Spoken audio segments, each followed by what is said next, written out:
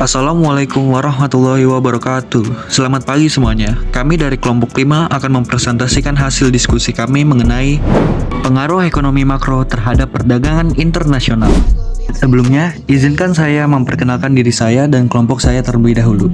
Nama saya Muhammad Afriza dengan NIM 23520091.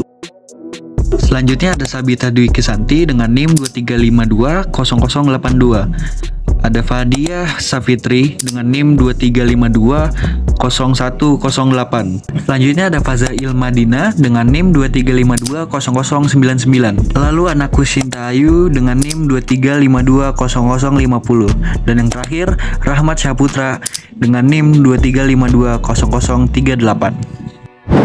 Sebelum lanjut ke materi, ada beberapa poin yang akan kita bahas dalam materi ini, yaitu terkait dengan definisi, faktor, dampak, dan pengaruh ekonomi makro terhadap perdagangan internasional. Perdagangan internasional, aktivitas jual beli barang dan jasa antara dua negara atau lebih. Melalui perdagangan internasional, negara-negara dapat memenuhi kebutuhan mereka akan barang dan jasa yang tidak tersedia secara lokal atau diproduksi secara lebih efisiensi oleh negara lain. Perdagangan ini mencakup ekspor, penjual barang atau jasa ke luar negeri, dan impor, pembelian barang atau jasa dari luar negeri, dan memengaruhi hubungan ekonomi, politik, dan sosial antar negara. Pembahasan selanjutnya adalah mengenai kenapa sih kita harus melakukan perdagangan internasional? Untuk apa? Dan apa keuntungan melakukan perdagangan internasional bagi suatu negara? Di sini kita akan bahas soal resource differences atau perbedaan sumber daya.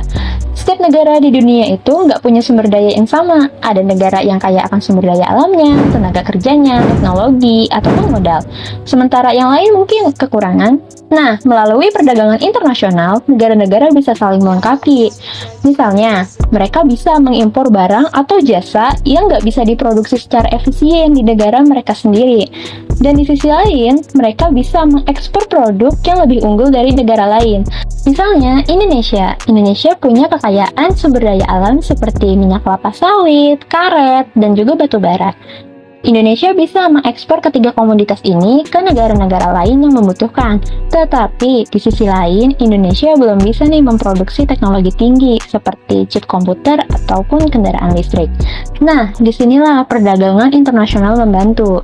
Indonesia bisa mengekspor minyak kelapa sawit, karet, dan batu bara ke negara-negara seperti Tiongkok atau India, dan kemudian mengimpor produk teknologi tinggi dari negara-negara seperti Jepang atau Amerika Serikat yang lebih unggul dalam teknologi tersebut. Jadi, setiap negara saling melengkapi dan memanfaatkan keunggulan masing-masing.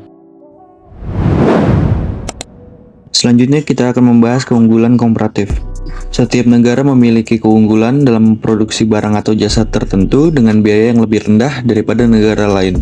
Melalui spesialisasi dan perdagangan, negara dapat memproduksi barang yang menjadi keunggulan secara lebih efisien dan menukar hasil produksi dengan barang yang diproduksi negara lain secara lebih efisien.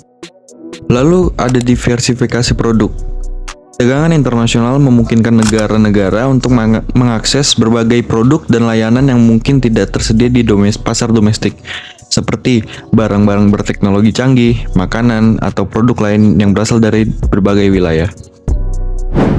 Selanjutnya, expanding market atau memperluas pasar. Produsen dapat memanfaatkan skala ekonomi dengan menjual produk mereka ke pasar internasional, yang memperluas potensi penjualan dan meningkatkan laba. Hal ini juga dapat mendorong pertumbuhan ekonomi suatu negara. Meningkatkan hubungan diplomatik dan ekonomi.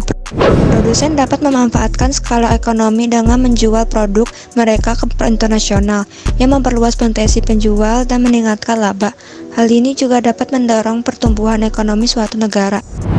Dampak perdagangan internasional yang positif, yang pertama menambah kesempatan kerja, yang kedua mendorong kemajuan ilmu pengetahuan dan teknologi, yang ketiga sumber pemasukan kas negara, yang keempat menciptakan efisiensi dan spesialisasi, yang kelima memungkinkan konsumsi yang lebih luas dari suatu negara, yang keenam menstabilkan harga.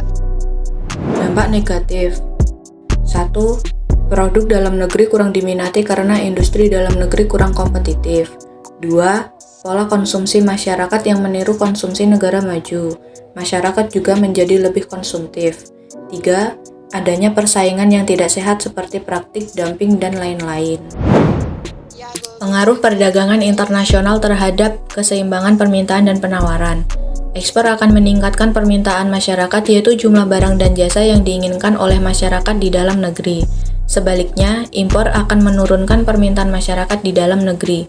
Permintaan masyarakat akan mempengaruhi kesempatan kerja dan pendapatan nasional, dan antara lain akan tergantung pada besar kecilnya ekspor neto, yaitu selisih antara ekspor dan impor.